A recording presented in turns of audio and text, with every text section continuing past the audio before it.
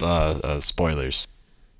Spoilers. The Walking Dead, the video game. It's a point-and-click game made by Telltale, the guys who did the Sam & Max series. The game is based on the comics, not the show so much. But like both entities, there's a zombie infestation, people work together in order to carry forth, and everything happens in the American Southeast. The main character is a college history professor black guy named Lee. He's about to be sent to jail for something related to the death of his cheating skank of a wife. After the cop car hit and crashes a zombie, Lee kills the undead driver with a shotgun and finds a little girl hiding in a treehouse. Her name is Clementine. She's the most adorable, likable character in history, maybe. Her parents were away when the outbreak occurred, meaning she had to fend off all those zombies by herself, and she really wants to be with her mom and dad again. Until she does, though, Lee serves as her guardian, protector, and gun provider, and their close relationship of necessity is a main aspect of the game's plot, especially so in episode 5. In the most recent episode of the game didn't come out all at once, instead in installments. Lee, Clementine, and the Golly G gang of survivors made it to Savannah, Georgia, where Clementine's parents were last seen.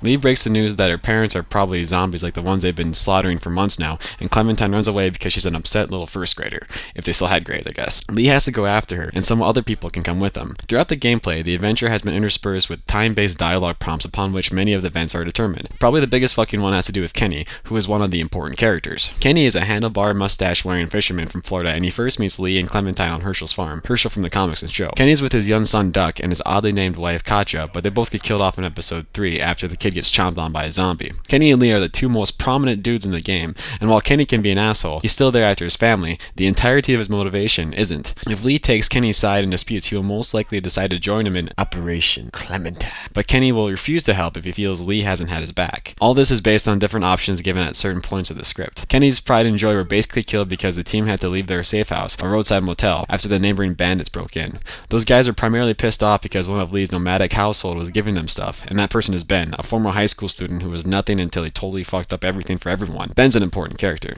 This is the side story for Ben. He wants to make right, and he's an idiot. Lee actually doesn't need to have Ben around when he takes off before episode 5, and there are multiple ways for Ben to be left behind in episode 4, one of them involving Ben accepting his mistake and willing to be eaten to a bloody mess to save them all. Lee can choose to keep Ben alive and around, and if he does, Ben will be in the mix of episode 5. The other two possibles for Lee's super team are Omid and Krista, a married couple from the other side of the country. Omid got sick in the last part of the game, and Krista doesn't think Lee is capable of tying shoes and definitely not man enough to care for a child.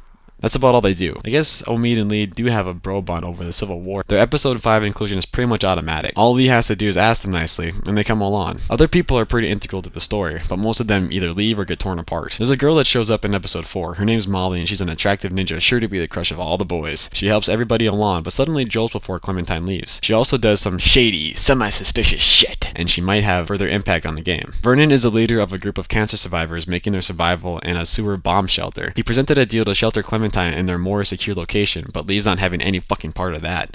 But he can if he wants. The final moment of episode 4 is a man on a walkie-talkie that Lee at first thinks is Vernon, but it's not. It could be fucking anybody. Hearing this, Lee embarks to reunite with Clementine with 8 potential team sets, depending on what he says and does during the game. This game is probably one of Negative Hippie's top favorites, and I was surprised when he said it was only the second best game of the year, let alone ever. His save file has Lee with all his remaining compadres: Kenny, Omid, Krista, and Ben. The 5 of them will have to risk themselves as they attempt to track down Clementine in the putrid, backstabbing, heartfelt, exploding anarchy that is The Walking Dead. Oh yeah, Lee's been bitten by a zombie and he's probably gonna turn into one.